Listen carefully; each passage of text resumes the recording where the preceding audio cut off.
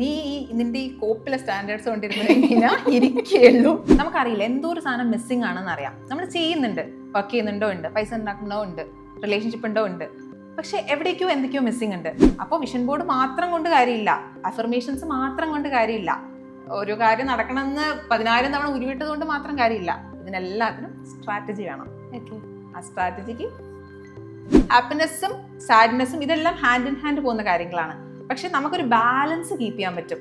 അപ്പോൾ ഒരുപാട് സന്തോഷിച്ച് മതി മറക്കാനും ഡിപ്രസ്ഡ് ആയിട്ട് ഇരിക്കാനും ഈ രണ്ട് സാധനത്തിൻ്റെയും നടുക്കൊരു ലൈൻ ഉണ്ടല്ലോ, ഈ ലൈനിന്റെ അടുത്തുകൂടെ ട്രാവൽ ചെയ്യാം. സെൽഫ് റെസ്പെക്റ്റ് ഉള്ള ഒരാൾക്ക് നോ പറയാൻ ഒരു ബുദ്ധിമുട്ടുണ്ടാവില്ല. റിലേഷൻഷിപ്പ് തുടങ്ങുമ്പോൾ തന്നെ ബ്രേക്കപ്പിനെ കുറിച്ച് സംസാരിക്കണം. അൺപാക്ക് ആൻഡ് കണക്റ്റിൽ ഇന്ന് നമ്മളോടൊപ്പം ഉള്ളത് ഹാപ്പിനെസ് വെൽബീയിങ് കോച്ച് ഇന്ദുലേഖ. നമസ്കാരം. ആദ്യം തന്നെ എനിക്ക് ഈ പേര് കേൾക്കുമ്പോൾ ഭയങ്കര രസം തോന്നി. ഇന്ദുലേഖ എങ്ങനെയാണ് ഈ പേരിട്ടത്? ആരാണ് ഈ പേരിട്ടത്? വീട്ടുകാർ കാണേ, അച്ഛനാണ് പേരിട്ടത്. അച്ഛയുടെ എക്സ് ഗേൾ ഫ്രണ്ടിന്റെ പേര് വല്യച്ഛൻ്റെ മോക്കിട്ടു. അച്ഛന് പേരിൻ്റെ ദാരിദ്ര്യം വന്നു. അപ്പൊ ചാലോചിച്ച് 9ാം ക്ലാസ്സിൽ പഠിക്കുന്ന സമയത്ത് ഇവർക്ക് പഠിക്കാനുണ്ടായിരുന്നു അത്ര ഇന്ദുലേഖ പഠിക്കാൻ പോയപ്പോൾ ആ മാഷ ആദ്യം പറഞ്ഞത് ഏറ്റവും സുന്ദരിയും സംസ്കൃതത്തിലും ഇംഗ്ലീഷിലും പാണ്ഡിത്യമുള്ളതും അങ്ങനെ പറഞ്ഞ കുറേ വർണ്ണനകൾ ഉണ്ടായിരുന്നു. അപ്പം അച്ഛൻ തീരുമാനിച്ചു, ഓക്കെ എൻ്റെ എക്സ് ഗേൾ ഫ്രണ്ടിൻ്റെ പേര് തന്നെ വിചാരിച്ചിട്ട് ഞാൻ ഇന്ദുലേഖ ഇടാമെന്ന് വിചാരിച്ചു. അങ്ങനെയാണ് ഇന്ദുലേഖ ആയത്. ഓക്കെ, ഇന്ദുലേഖ ചെയ്യുന്ന LLB കഴിഞ്ഞു, പക്ഷെ ചെയ്യുന്ന ജോലി എന്ന് പറയുന്നത് ഹാപ്പിനെസ് കോച്ചാണ്. അപ്പം നമ്മൾ ഇന്ദുലേഖയാണ് വരുന്നത് എന്നിങ്ങനെ സംസാരിക്കുന്ന സമയത്ത് നമ്മൾ സുഹൃത്തുക്കളോട് സംസാരിക്കുമല്ലോ നമ്മുടെ ഗസ്റ്റിനെ കുറിച്ച്. എന്തായിരിക്കും ഒരു ഹാപ്പിനെസ് കോച്ച് ചെയ്യുക? നമ്മൾ സൈക്കോളജിസ്റ്റിനെ അറിയാം, സൈക്കാട്രിസ്റ്റിനെ അറിയാം, സെക്സ് എഡ്യൂക്കേറ്ററെ അറിയാം, എന്താ പറയുക, മോട്ടിവേഷണൽ സ്പീക്കറെ അറിയാം. നമ്മളിങ്ങനെ കുറേ സെഷൻസ് ഇങ്ങനെ ആളുകളെ കേൾക്കുന്നുണ്ട്, കാണുന്നുണ്ട്. അപ്പോൾ നമ്മൾ പുതിയൊരെണ്ണം ഹാപ്പിനെസ് കോച്ച്. ഈ ബാക്കി എല്ലാ സെഷനും മാറ്റി നിർത്തിയാൽ ഈ മോട്ടിവേഷണൽ സ്പീക്കറും ഈ ഹാപ്പിനെസ് കോച്ചും തമ്മിലുള്ള വ്യത്യാസം എന്താണ്? എന്താണ് ഈ ഹാപ്പിനെസ് കോച്ച് എന്ന് പറഞ്ഞിട്ടുണ്ടെങ്കിൽ? മോട്ടിവേഷണൽ സ്പീക്കർ ഒരു വൺ സൈഡ് ടോക്കിംഗ് അല്ലേ, ഒരാൾ പറയുന്നു മറ്റേ ആൾ കേൾക്കുന്നു, കഴിഞ്ഞു. അതിനൊരു ഹൈപ്പ് തരാൻ പറ്റും. നമ്മളൊന്ന് സ്റ്റക്കായി നിൽക്കുന്ന സമയത്ത് നമ്മളൊന്ന് ബൂസ്റ്റ് ചെയ്ത് എന്തെങ്കിലും കാര്യം സ്റ്റാർട്ട് ചെയ്യിക്കാൻ പറ്റും. പക്ഷെ നമ്മുടെ ഞാൻ കൂടെ തന്നെ ഉണ്ടാവും.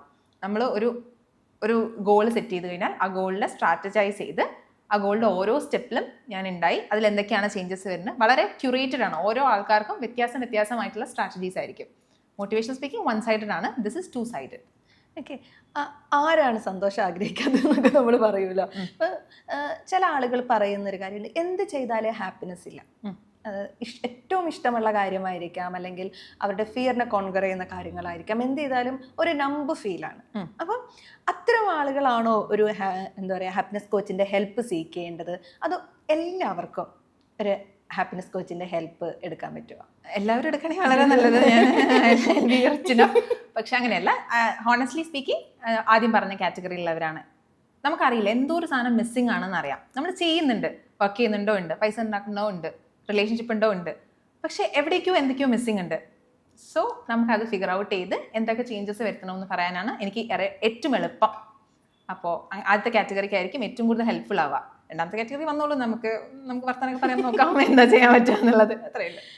ഇപ്പം ഇത് പറഞ്ഞത് കൊണ്ടാണ് നമ്മൾ തെറാപ്പി സെഷൻസിനെ കുറിച്ചൊക്കെ പറയുമ്പം ഏറ്റവും കൂടുതൽ ഉയർന്നു വരുന്ന ഒരു കാര്യമാണ് ഇതിൻ്റെ സാമ്പത്തികം.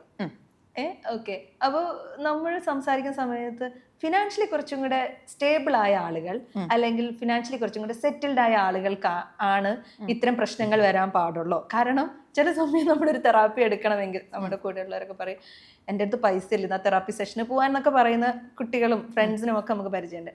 അപ്പം ഇതിന് ഈടാക്കുന്ന ഒരു ചാർജ് ഉണ്ട്. അപ്പോൾ അതൊരു ആ ലെവലിൽ ചിന്തിക്കാൻ പാടുണ്ടോ? അങ്ങനെയാണോ? അതിൻ്റെ ഒരു സാമ്പത്തികം ഭയങ്കര ഒരു പ്രധാനപ്പെട്ട കാര്യമല്ലേ? തെറപ്പി ആയിട്ട് കണക്ട് ചെയ്തുകൊണ്ട് പറയാണ്, ഗവൺമെന്റ് ആശുപത്രികളിലെ സൈക്കോളജിസ്റ്റും സൈക്കാട്രിസ്റ്റും ഉണ്ടെന്നാണ് എൻ്റെ അറിവ്. ഓക്കെ, ആരും പറയാത്തതായിരിക്കും, അവർ അഡ്വർടൈസ് ചെയ്യുന്നില്ലല്ലോ. അവർ അഡ്വർടൈസ് ചെയ്യുന്നില്ല, അവിടെയും പോവാം. അങ്ങനെ ഒരു ഓപ്ഷൻ എന്താണ് വേണമെന്നുണ്ടെങ്കിൽ അങ്ങനെ പോകാനുള്ള ഓപ്ഷൻസ് ഒക്കെ ഗവൺമെന്റ് തരുന്നുണ്ട്. അതല്ലാണ്ട് നിങ്ങൾക്ക് ഒരു സ്പീഡി ആയിട്ടുള്ള അവിടെ എന്ന് പറഞ്ഞാൽ വലിയ ലിസ്റ്റ് ആയിരിക്കും. നമ്മൾ സാധാരണ ഒരു ഗവൺമെന്റ് ആശുപത്രി പോകുന്ന പോലെ അല്ലല്ലോ. പ്രൈവറ്റ് ഹോസ്പിറ്റലിൽ പോയപ്പോൾ യു ക്യൂർ ഇറ്റ് ഫാസ്റ്റർ അല്ലേ. എന്താണ് അവിടുത്തെ ഫെസിലിറ്റീസും കാര്യങ്ങളൊക്കെയാണ്. ഗവൺമെന്റ് അതിന് ഒപ്പത്തിനൊപ്പം ഉള്ളത് ഇപ്പോൾ കൊണ്ടുവരുന്നുണ്ടെങ്കിൽ പോലും അങ്ങനത്തെ ഒരു ഓപ്ഷൻ അവിടെ ഉണ്ട്. അപ്പോൾ തെറപ്പി എപ്പോഴും എക്സ്പെൻസീവ് ആവണമെന്നില്ല. അങ്ങനത്തെ ഒരു ഓപ്ഷൻ അപ്പുറത്തുണ്ട്. അതുപോലെ നമ്മളിപ്പോൾ ഇപ്പോൾ സോഷ്യൽ മീഡിയ നന്നായി ആക്റ്റീവ് ആയിട്ടുള്ള ഒരു കാര്യമാണ്. നമ്മളിപ്പോൾ എന്തെങ്കിലും കാര്യം അറിയണമെങ്കിൽ ആദ്യം ഇപ്പോൾ ഇൻസ്റ്റാഗ്രാമിൽ അത് വന്നില്ല എന്ന് പറയാറുണ്ട് ചില വാർത്തകളാണെങ്കിൽ പോലും. അപ്പം നമുക്ക് കൂടുതൽ കുട്ടികൾ യൂത്ത് കൂടുതലും സോഷ്യൽ മീഡിയയിൽ ആക്റ്റീവാണ്. അവിടെ നിന്നായിരിക്കും നമ്മൾ നമ്മുടെ മെന്റൽ ഹെൽത്തിനെ കുറിച്ച്, ആങ്സൈറ്റിനെ കുറിച്ച്, ഡിപ്രഷനെ കുറിച്ച്, അല്ലെങ്കിൽ ഏത് തരത്തിൽ ഇപ്പോൾ ഹാപ്പിനെസ് കോച്ചിനെ കുറിച്ചൊക്കെ ഇങ്ങനെ ഒരു കോച്ചിങ് ഉണ്ട് എന്നൊക്കെ നമ്മൾ കൂടുതൽ അറിയുന്നത് നമ്മുടെ ഇൻസ്റ്റഗ്രാം വഴി തന്നെയായിരിക്കും. ഓക്കെ, അപ്പോൾ ആളുകൾ ഇപ്പോഴും കൂടുതൽ മാനസിക ആരോഗ്യത്തെ കൂടുതലായി പരിഗണിക്കുന്നുണ്ട് എന്ന് തോന്നാറുണ്ടോ? അതെ, പരിഗണിക്കണമല്ലോ. കൊറോണയുടെ ശേഷം മനസ്സിലായല്ലോ ഡിജിറ്റലി ആണ് നമുക്ക് ഒരുപാട് കാര്യങ്ങൾ ചെയ്യാൻ പറ്റും. അപ്പോൾ ഡിജിറ്റൽ എക്സ്പോഷർ കൂടുമ്പോൾ നമ്പർ ഓഫ് ആൾക്കാരുമായിട്ടുള്ള ഇൻട്രാക്ഷൻ കൂടുതലാണ്. ഇതെല്ലാം കൂടുന്ന സമയത്ത് ഒബ്വിയസ്ലി അതിനൊരു ടോൾ ഉണ്ട്. അപ്പോൾ അത് ക്യൂർ ചെയ്യുക എന്നുള്ളത് ഇമ്പോർട്ടൻ്റ് ആണ്. കാരണം മുമ്പ് ഇത്രയും എക്സ്പോസ്ഡ് ആയിരുന്നില്ലല്ലോ. ഡിജിറ്റലി നമ്മൾ എത്രത്തോളം എക്സ്പോസ്ഡ് ആയിരുന്നു. ഇപ്പോൾ US ഞാൻ റീസെൻ്റ്ലി ഇങ്ങനെ കേട്ടു, US കുറേ വർഷങ്ങൾക്ക് മുന്നേ യൂട്യൂബേഴ്സും ഇൻസ്റ്റാഗ്രാമേഴ്സും ഒക്കെ ഉണ്ട്. പക്ഷെ അതേ കാലഘട്ടത്തിൽ ഇപ്പോൾ ഇവിടെ ഇല്ല. റീസെൻ്റ് ഒരു ബുക്ക് റിലീസ് വന്നിരുന്നു, അതിലാണ് കേട്ടത്. ഇപ്പോഴാണ് നമ്മൾ ഇവിടെ വന്നു തുടങ്ങിയത്. US അതുകൊണ്ട് മുന്നേ തന്നെ ഈ സംഭവങ്ങളൊക്കെ ഉണ്ട്. ഇപ്പോഴാണ് ഇതിവിടെ വന്നത്. That's only change. ആളുകൾ അതിന് ഈസി ആയിട്ട് അക്സെപ്റ്റ് ചെയ്യുന്നു എന്ന് തോന്നുന്നുണ്ടോ? ഹാപ്പിനെസ്സിനെ ആയിക്കോട്ടെ അല്ലെങ്കിൽ മെന്റൽ ഹെൽത്തിനെ ആയിക്കോട്ടെ. മെന്റൽ ഹെൽത്തിന് ഒബ്വിയസ്ലി നല്ലൊരു ശതമാനം അത് മനസ്സിലാവുന്നുണ്ട്. അതിനൊരു പ്രശ്നമാണത്, അത് ക്യൂർ ചെയ്യേണ്ടതാണ് എന്നുള്ളത്. യെസ്, ബെറ്റർ ആവുന്നുണ്ട്. അങ്ങനെ തന്നെയാണ് ഞാൻ വിശ്വസിക്കുന്നത്. അതുപോലെ എന്താണ് ഹാപ്പിനെസ്, എന്താണ് സന്തോഷം, അത് നമ്മൾ അങ്ങനെ വെച്ചാൽ എന്ത് ഡെഫിനിഷൻ കൊടുക്കും? അങ്ങനെ ഒരാൾ വന്ന് ചോദിക്കാം, ഇപ്പൊ ഒരു തെറാപ്പിക്ക് അല്ലെങ്കിൽ ഇപ്പൊ കാണാൻ വരുന്ന ഒരാൾ, എന്താണ് ഹാപ്പിനെസ്? ഒരു കറക്ഷൻ ഉണ്ട്. തെറപ്പി അല്ല ഞാൻ എടുക്കുന്നത്, ഞാൻ കോച്ച് ആയതുകൊണ്ട് തെറപ്പിക്ക് വരുമ്പോൾ എന്നുള്ളതിനൊരു തിരുത്തുണ്ട്. അതല്ലാണ്ടുള്ള ഹാപ്പിനെസ് എന്താണെന്ന് എന്നോട് ചോദിച്ചാൽ ഞാൻ പറയും, embracing the change is happiness. Change inevitable ആണ്, എന്തായാലും മാറും. ആൾക്കാർ മാറും, സിറ്റുവേഷൻസ് മാറും, സാഹചര്യങ്ങളും എല്ലാം മാറും. ഇതിനെ എത്രത്തോളം, ഈ മാറ്റം എല്ലാവർക്കും പേടിയുള്ള കാര്യമാണ്. അതിനെ പേടി മാറ്റിയിട്ട് അതിനെ എത്രത്തോളം ഉള്ളിലേക്ക് അബ്സോർബ് ചെയ്യുക, എത്രത്തോളം അതിനെ പോസിറ്റീവായിട്ട് മാറ്റുക, ഇതാണ് ഹാപ്പിനെസിന്റെ ബേസിക് സാധനം. ചേഞ്ചിനെ ഏറ്റവും നന്നായിട്ട് അക്സെപ്റ്റ് ചെയ്യാൻ പഠിക്കുക എന്നുള്ളതാണ് ഹാപ്പിനെസ്. അതുപോലെ മാനിഫെസ്റ്റേഷൻ, വിഷൻ ബോർഡ്, എനിക്ക് തോന്നുന്നു ഈ വർഷം ഇൻസ്റ്റഗ്രാമിൽ ഏറ്റവും കൂടുതൽ കണ്ടിരിക്കുന്ന വാക്കും വീഡിയോയും ആളുകൾ ചെയ്യുന്നു എന്ന് പറയുന്ന കാര്യങ്ങളൊക്കെ ഉണ്ട്. അപ്പം ഈ മാനിഫെസ്റ്റേഷൻ ആയിക്കോട്ടെ, വിഷൻ ബോർഡ് ആയിക്കോട്ടെ, ഇതുകൊണ്ട് മാത്രം നമ്മുടെ ലൈഫിൽ നമ്മൾ സക്സസ് ആകുമോ? മാത്രം എന്നുള്ളതാണ്. അങ്ങനെ ഒന്നും ഒരു കാര്യം കൊണ്ട് മാത്രം ഒന്നും ആവില്ല. എല്ലാത്തിനും ഒരു ടീം എഫേർട്ട് വേണമല്ലോ. ഇപ്പോൾ മാനിഫെസ്റ്റേഷൻ എന്ന് പറയുകയാണെങ്കിൽ വിഷൻ ബോർഡ് ഉണ്ടാക്കി. ഇപ്പോൾ വിഷൻ ബോർഡിൻ്റെ ഒപ്പം തന്നെ ആക്ഷൻ ബോർഡ് എന്ന് പറഞ്ഞൊരു സംഭവമുണ്ട്. എത്രത്തോളം അറിയുന്നില്ല, ഞാൻ പുതിയൊരു വാക്ക് പിന്നെ ഇട്ട് തരണമെന്ന് വിചാരിച്ചിട്ടാണ്. അപ്പം ഞാൻ ഈ വർഷം സെറ്റ് ചെയ്ത് വെച്ചിരിക്കുന്നത്, വലിയൊരു ക്യാൻവാസ് എടുത്തിട്ട് അതിൽ ഈ വർഷം തീരുന്ന സമയത്ത് എനിക്ക് വേണ്ട കാര്യങ്ങളെല്ലാം പിൻ ചെയ്യാം. അതിന് ചുറ്റും അതിൻ്റെ ട്രാക്കേഴ്സ് വേണം, ഹാബിറ്റ് ട്രാക്കേഴ്സ് പോലെ വീക്ക്ലി ബേസിസിൽ ചെയ്യേണ്ട. ഇപ്പോൾ ഞാൻ വിചാരിക്കുകയാണ്, വർഷം 20 പുസ്തകം എനിക്ക് വായിക്കണം, മിനിമം 20 പുസ്തകം എനിക്ക് വായിക്കണം. അപ്പോൾ 20 കോളം ഇട്ടിട്ട് അത് അവിടെ ഉണ്ടാവണം. പുസ്തകം വായിച്ച് തീരുക എന്നുള്ളത് ഒരു ഇമേജ് അവിടെ ഉണ്ടാവുമല്ലോ. അതിൻ്റെ തൊട്ടിപ്പുറത്ത് തന്നെ ഞാൻ 20 പുസ്തകം വായിക്കണമെങ്കിൽ ഓൺ ആൻ ആവറേജ് ഇത്ര ആഴ്ച, 1.5 ആഴ്ച കൊണ്ട് അല്ലെങ്കിൽ 2 ആഴ്ച കൊണ്ട് ഞാൻ ഒരു പുസ്തകം വായിച്ച് തീർത്താലേ എനിക്ക് ഒരു വർഷം കൊണ്ട് 20 എണ്ണം വായിച്ച് തീർക്കാൻ പറ്റുള്ളൂ. അതും വേണ്ടേ? അപ്പോൾ വിഷൻ ബോർഡ് അവിടെ കണ്ടത് കൊണ്ട് നമുക്കൊരു മോട്ടിവേഷൻ വരുമായിരിക്കും, ഇന്നത് ചെയ്യണം. പക്ഷെ എങ്ങനെ ചെയ്യണം എന്ന് അറിയാണ്ട് എങ്ങനെ അവിടെ എത്തുക? അപ്പോൾ വിഷൻ ബോർഡ് മാത്രം കൊണ്ട് കാര്യമില്ല, അഫർമേഷൻസ് മാത്രം കൊണ്ട് കാര്യമില്ല, ഒരു കാര്യം നടക്കണമെന്ന് 10,000 തവണ ഉരുവിട്ടത് കൊണ്ട് മാത്രം കാര്യമില്ല. ഇതിനെല്ലാത്തിനും സ്ട്രാറ്റജി വേണം. ആ സ്ട്രാറ്റജിക്ക് നമ്മളുണ്ടല്ലോ, നമ്മൾ പ്ലാൻ ചെയ്യുമല്ലോ. ഓക്കെ, അപ്പോൾ ഈ ആക്ഷൻ ബോർഡിനെ കുറിച്ച് മാത്രം ഇപ്പൊ എന്താ ആളുകൾ ഇത്രയും നാള് സംസാരിക്കാതിരുന്നത്? ഉണ്ടല്ലോ, വരുന്നുണ്ട്, ട്രെൻഡിങ് ആവുന്നേ ഉള്ളൂ. അതായത് നമ്മളൊക്കെ ചെയ്ത്, നമ്മൾ എപ്പോഴും അങ്ങനെയാണല്ലോ, മാസിന്റെ അടുത്ത് വരുമ്പോഴാണ് അത് ട്രെൻഡിങ് ആവുന്നത്. ഒരു മൈനർ കമ്മ്യൂണിറ്റി അത് ചെയ്ത് വർക്കാവും, എന്നിട്ടാണ് ഇങ്ങനെ സ്പ്രെഡായി വരിക. അങ്ങനെയാണ് ഒരു ഫണൽ വർക്കാവുക. ഒരു ചെറിയൊരു കമ്മ്യൂണിറ്റി ചെയ്യണു, പിന്നെ കുറച്ചും കൂടെ ആൾക്കാർ ചെയ്യുന്നു, കുറച്ചും കൂടെ ആൾക്കാർ ചെയ്യുന്നു, ഇങ്ങനെയാണല്ലോ വരിക. അങ്ങനെ ചെയ്തു പോയിട്ട് വരുമായിരിക്കും. അത് സംഭവിക്കട്ടെ, അങ്ങനെ എല്ലാവരും എന്താ പറയുക, അവരുടെ ഡ്രീം കണ്ടെത്താൻ വേണ്ടിയിട്ട് സാധിക്കട്ടെ. അതെ. അതുപോലെ നമ്മൾ നോക്കുകയാണെങ്കിൽ ഇപ്പൊ ഈ ഹാപ്പിനെസ് കോച്ച് എന്ന് പറയുന്ന ഒരു വാക്ക്, അത് തെറ്റിദ്ധരിക്കപ്പെടാനുള്ള ഒരു സാധ്യതയുണ്ട്. ആളുകൾ വന്നിട്ട് ഇന്ദുലേഖ എപ്പോഴും ഹാപ്പി ആണോ, ഈ ഒരു കോച്ച് ആയതുകൊണ്ട് ലൈഫിൽ സങ്കടങ്ങളൊന്നും വരാറില്ലേ, സങ്കടങ്ങൾ വരുമ്പോൾ എന്ത് ചെയ്യും, ഇത്തരം ചോദ്യങ്ങളൊക്കെ ആളുകൾ ചോദിക്കാറുണ്ടോ? ഉണ്ട്. എപ്പോഴും ഹാപ്പിയോ? എന്റെ ലാസ്റ്റ് ഇന്റർവ്യൂല് ഹാപ്പിനെസ് കോച്ച് എന്ന് പറഞ്ഞു കഴിഞ്ഞാൽ എപ്പോഴും ഹാപ്പി ആയിട്ടിരിക്കുന്നതാണോ, അല്ലെങ്കിൽ നമ്മളെ ഹാപ്പി ആക്കുന്നതാണോ, അങ്ങനെയൊക്കെ ചോദിച്ചു. അങ്ങനെയൊന്നുമല്ല. ഹാപ്പിനെസ്സും സാഡ്നെസ്സും ഇതെല്ലാം ഹാൻഡ് ഇൻ ഹാൻഡ് പോകുന്ന കാര്യങ്ങളാണ്. പക്ഷെ നമുക്കൊരു ബാലൻസ് കീപ്പ് ചെയ്യാൻ പറ്റും. അപ്പോൾ ഒരുപാട് സന്തോഷിച്ച് മറക്കാനും ഡിപ്രസ്ഡ് ആയിട്ടിരിക്കാനും, ഈ 2 സാധനത്തിൻ്റെയും നടുക്കൊരു ലൈൻ ഉണ്ടല്ലോ, ഈ ലൈനിൻ്റെ അടുത്തുകൂടെ ട്രാവൽ ചെയ്യുക ലൈഫിൽ മുഴുവൻ. അതാണ് എൻ്റെ ആഗ്രഹം. നമ്മൾ 2 സൈഡിലേക്ക് പോകാറുണ്ട്, പക്ഷെ ഞാൻ കുറേ കൂടെ ഫാസ്റ്റ് റിക്കവറിയാണ്. സാധാരണ ഒരാൾ ഡിപ്രസ്ഡ് ആയിരിക്കുന്നതിനെക്കാട്ടിലും പെട്ടെന്ന് ഞാൻ റിക്കവർ ചെയ്യും. Because I have build my habits in such a വേ. അപ്പൊ അതുകൊണ്ട് തന്നെ കമ്പാരിറ്റീവ്ലി ഒരു ഹാപ്പി പേഴ്സൺ ആണ്. അപ്പോൾ ഹാപ്പിനെസ് കോച്ച് എന്ന് പറയുന്ന ലേബിൾ കൃത്യമായി ചേരുന്ന ഒരാളുമാണ്. അങ്ങനെ പറയുന്നു, നാട്ടുകാർ പറയുന്നു, ഐ മീൻ എൻ്റെ ഫ്രണ്ട്സ് ഒക്കെ പറയുന്നു. എങ്ങനെയാണ് ഈ ഒരു കരിയറിലേക്ക് ഈ ഒരു പാത്ത് തിരഞ്ഞെടുക്കുന്നത്? LLB കഴിഞ്ഞു, എന്ത് ചെയ്യണം? കോടതി പോകണം? പറ്റൂല. ഇന്റേൺഷിപ്പ് ഒക്കെ ചെയ്തപ്പോൾ എനിക്ക് മനസ്സിലായി എന്നെ കൊണ്ട് പറ്റണ എനിക്കിപ്പോൾ ഈ ഏജിൽ എന്നെ അങ്ങനെ കൺസ്ട്രെയിൻ ചെയ്യേണ്ടെന്ന് തോന്നി. ആങ്കറിങ് ചെയ്യും കുറേ കാലമായിട്ട്, കമ്മ്യൂണിക്കേഷൻ ഇഷ്ടമാണ്. അതിൻ്റെ ഇടയ്ക്ക് കൂടെ എനിക്ക് ആക്ടിങ്ങിനോടൊരു ഇഷ്ടം വന്നിട്ട് ഐ ഡിഡ് എ തിയേറ്റർ. ഇതെല്ലാം കൂടെ വന്നപ്പോൾ എന്തിലേക്കാണ് പോകുന്നില്ല, കുറേ കാര്യങ്ങൾ ചെയ്യുന്നുണ്ട് പക്ഷെ എവിടെ എത്തുന്നില്ല. അപ്പം ഞാൻ ആലോചിച്ചു, ഇപ്പം എൻ്റെ എൻവയോൺമെൻറ്റ് എന്തിനാ എന്നെ സപ്പോർട്ട് ചെയ്യണം? അങ്ങനെ നോക്കിയപ്പോഴാണ് ഓക്കെ ലൈഫ് കോച്ചിങ് ആണ് ആദ്യം വിചാരിച്ചത്.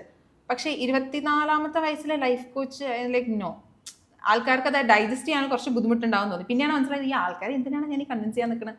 അപ്പോഴത്തേക്കും ഞാൻ ഈ സർട്ടിഫിക്കേഷന് ലോഗിൻ ചെയ്തു. ഐ മീൻ പൈസയൊക്കെ അടച്ചു, ക്ലാസ്സസ് സെഷൻസ് ഒക്കെ തുടങ്ങി. അപ്പം okay I do this and later on എനിക്ക് തോന്നുകയാണ് എനിക്ക് പാകവും പക്വതയൊക്കെ വരുമ്പോൾ maybe you will listen to me as a life coach. Okay, ഈ ഒരാൾക്ക് എപ്പോഴും ഹാപ്പി ആയിരിക്കാൻ പറ്റില്ല. നമ്മൾ ജീവിതത്തിന്റെ പല ഘട്ടങ്ങളിലൂടെ കടന്നു പോവും. ചിലപ്പോൾ നമുക്ക് ഒന്നും അല്ലാത്തൊരു നമ്പ അവസ്ഥയായിരിക്കും, എന്തൊക്കെയോ സംഭവിക്കുന്നു, നമുക്ക് പ്രത്യേകിച്ചൊന്നും ഫീൽ ചെയ്യുന്നില്ല. അപ്പൊ അത്തരം ഒരു സാഹചര്യത്തിലൂടെ കടന്നു പോകുന്ന ഒരാള്, അല്ലെങ്കിൽ ഭയങ്കര സങ്കടത്തിലായിരിക്കുന്ന ഒരാള്, അതിൽ നിന്ന് കയറി വരാൻ വേണ്ടി എന്താണ് ചെയ്യേണ്ടത്? അത് പേഴ്സൺ ടു പേഴ്സൺ മാറും. ഓക്കെ, കോമൺ ആയിട്ട് ചൈൽഡ്ഹുഡ് ട്രോമാസ് ആണ് എല്ലാവരും പറയുന്നത്. പക്ഷെ എനിക്ക് അതിൽ ഒരു ചെറിയൊരു വിരുദ്ധാഭിപ്രായം എന്താന്ന് പറഞ്ഞാലേ, ഈ ട്രോമയാണ് എൻ്റെ ചൈൽഡ്ഹുഡ് ഇങ്ങനെ ആയത് കൊണ്ടാണ് ഞാനെന്ന് പറഞ്ഞിട്ട് വിക്ടിം മെന്റാലിറ്റി കൊണ്ട് ഗ്രോ ചെയ്യാതിരിക്കുന്ന ഒരു വലിയ വിഭാഗമുണ്ട്. I am like this, I am not growing because my parents are not good, my family is bad. അത് തെറ്റാണ്, അങ്ങനെ പാടില്ല. അവര് തന്നു, അവർക്ക് പറ്റുന്നത് അവർ തന്നു, അല്ലെങ്കിൽ അവർക്ക് മോശമായിട്ട് അവർ തന്നു, ഇല്ലെങ്കിൽ അവരെ കട്ട് ചെയ്ത് കളയാമല്ലോ. നമ്മളിപ്പോൾ പറയുമ്പോൾ വിചാരിക്കും ഫാമിലിനെ കട്ട് ചെയ്ത് കളയുന്നത് എന്തോ പാപമാണെന്നൊക്കെയാണ് പറഞ്ഞു വെച്ചിരിക്കുന്നത്. അങ്ങനെയൊന്നും അല്ല. If the family is drawing you back, you have to take a chance. അങ്ങനെ കട്ട് ചെയ്ത് കളയുന്ന വേണം. അപ്പോൾ ഫ്രണ്ട്സ് ആണെങ്കിൽ അവരെ മാറ്റണം, അതേപോലെ തന്നെയുള്ളൂ. അപ്പോൾ what was the question again? നമ്മൾ സങ്കടത്തിലായിരിക്കുമ്പോഴോ നമ്പ അവസ്ഥയിലായിരിക്കുമ്പോഴോ അതിൽ നിന്ന് കയറി വരാൻ നമ്മൾ എന്താണ് ചെയ്യുക? ഒരു കോമൺ ആയിട്ട് അതാ പറയണത്, റുട്ടീൻസ് ഉണ്ടെങ്കിൽ കുറേം കൂടെ ഹെൽപ്പ് ആവും. റുട്ടീൻസ് ഉണ്ടെങ്കിൽ അതാണ് വേറൊരാളെ ബ്ലെയിം ചെയ്തിരിക്കുക. നമ്മുടെ സന്തോഷത്തിന്റെ റെസ്പോൺസിബിലിറ്റി നമുക്ക് വെച്ച് ചുറ്റുമുള്ളവർക്ക് കുറച്ച് കൊടുക്കുക. പക്ഷെ നമുക്കറിയാലോ, നമ്മൾ അവിടെ അത്രയും ഓപ്പൺ അല്ലാണ്ട് അവർ എന്തൊക്കെ സന്തോഷിക്കാൻ നോക്കിയാലും നമുക്കത് പറ്റില്ല, നമ്മൾ ഉള്ളിലേക്ക് എടുക്കില്ല അത്. അപ്പോൾ അതിന് ഓപ്പൺ ആയിട്ടിരിക്കുക എന്നുള്ളതാണ്. ഈ ഓപ്പൺ ആയിട്ടിരിക്കുമ്പോൾ സങ്കടങ്ങളും അതേപോലെ വരും. അതിനെ ഫിൽട്ടർ ഔട്ട് ചെയ്യാൻ ചില മെത്തേഡ്സ് വർക്കാവും. ഇപ്പോൾ ഗോസിപ്പ് ചെയ്യുക. ഗോസിപ്പ് ചെയ്യുന്നത് ഏറ്റവും മോശം ഒരു സ്വഭാവമാണ്. ഒരാളില്ലാത്ത സമയത്ത് അവരെക്കുറിച്ച് കുറ്റം പറയുന്ന സാധനം. ഒരാൾ ഇഷ്ടമല്ല എന്ന് പറയുന്നതല്ല, അവരില്ലാത്ത സമയത്ത് അവരങ്ങനെയാണ്, ഇവരിങ്ങനെയാണ്, അല്ലെങ്കിൽ അവർ കൂടെ. ഇത് സ്റ്റോപ്പ് ചെയ്താൽ തന്നെ നമ്മുടെ മൈൻഡ് ഒരുപാട് ഫ്രീ ആവും. അങ്ങനെ ചില ഹാബിറ്റ്സ് നമുക്ക് ബിൽഡ് ചെയ്ത് കഴിഞ്ഞാൽ എളുപ്പത്തിൽ അത് പറ്റും. ഇപ്പം ഈ ഗോസിപ്പ് പറയുന്ന സ്വഭാവം കൂടുതൽ ആളുകൾക്ക് ഉണ്ടാവുന്ന ഒരു ക്യാരക്ടർ, ഒരു സ്വഭാവമാണല്ലോ അത്. അപ്പൊ നമുക്ക് തോന്നി ഇതൊന്ന് മാറ്റണം. അപ്പൊ നമ്മൾ എങ്ങനെയാണ് നമ്മുടെ മൈൻഡിനെ, നമ്മുടെ എൻവയോൺമെന്റിനെ ഒക്കെ ഒന്ന് നന്നാക്കി എടുക്കേണ്ടത്? നമ്മൾ പറയണല്ലേ, നമ്മുടെ എല്ലാ ചേഞ്ചസും നമ്മുടെ ഉള്ളിൽ നിന്നാ തുടങ്ങാൻ പറയും. നമ്മൾ മാറുമ്പോൾ നമ്മുടെ ചുറ്റുമുള്ള എൻവയോൺമെന്റിൽ ആൾക്കാർ റിലക്റ്റൻ്റ് ആയി തുടങ്ങും. ഇതെന്താ ഇവർക്ക് ഇങ്ങനെ പറ്റി, അല്ലെങ്കിൽ എന്താ അവനിങ്ങനെ പറ്റിയെന്ന് തോന്നും. അപ്പോൾ അവർ നമ്മളെ എഗെയിൻസ്റ്റ് ആയിട്ട് പറയും, അല്ലെങ്കിൽ അവർ അവിടെ നിന്ന് മാറും. എഗെയിൻസ്റ്റ് ആയിട്ട് പറയുമ്പോൾ വി ക്യാൻ ടെൽ ദം ഇങ്ങനെയാണ് സംഭവം. മാറുന്നവരാണെങ്കിൽ പോട്ടെ, അവർക്ക് അത് പറ്റില്ല, അവർക്കിനി പറ്റില്ല, അത് പോട്ടെ. ലോകത്ത് നല്ല ആൾക്കാർ കുറേ പേരുണ്ട് എന്നുള്ള വിശ്വാസത്തിൽ നമ്മൾ വീണ്ടും ജീവിക്കും. അപ്പം നമുക്ക് അതിനെ പറ്റിയ ഒരു എൻവയോൺമെന്റ് തന്നെ ക്രിയേറ്റ് ആവും. ഇപ്പോൾ കൂടുതലുള്ള കുട്ടികളും നമ്മുടെ കൂട്ടുകാരൊക്കെ പറയുന്നത് ലൈഫിലേക്ക് പുതിയ ആളുകൾ വരുന്നില്ല എന്ന് പറയുന്ന ഒരു അവസ്ഥ, ഒരു ലോൺലിനെസ് ഫീൽ ചെയ്യുന്നുണ്ട്. പുതിയ ആളുകളെ കണ്ടെത്താൻ പറ്റുന്നില്ല. കൂട്ടുകാരായിക്കോട്ടെ, റിലേഷൻഷിപ്പ് ആയിക്കോട്ടെ. കൂടുതൽ റിലേഷൻഷിപ്പ് മാറ്റി വെച്ച് നമ്മൾ പ്രണയം മാറ്റി വെച്ചിട്ട് ഫ്രണ്ട്ഷിപ്പിനെ കുറിച്ച് തന്നെ പറയാനും പുതിയ ആളുകളെ കാണുന്നില്ല, സംസാരിക്കുന്നില്ല, അല്ലെങ്കിൽ നമ്മുടെ വേവ് ലെങ്ത്തിനനുസരിച്ച് ആളുകളെ കിട്ടുന്നില്ല. അത്തരത്തിലുള്ള ലോൺലിനെസ് ഒരു മോശം കാര്യമാണോ?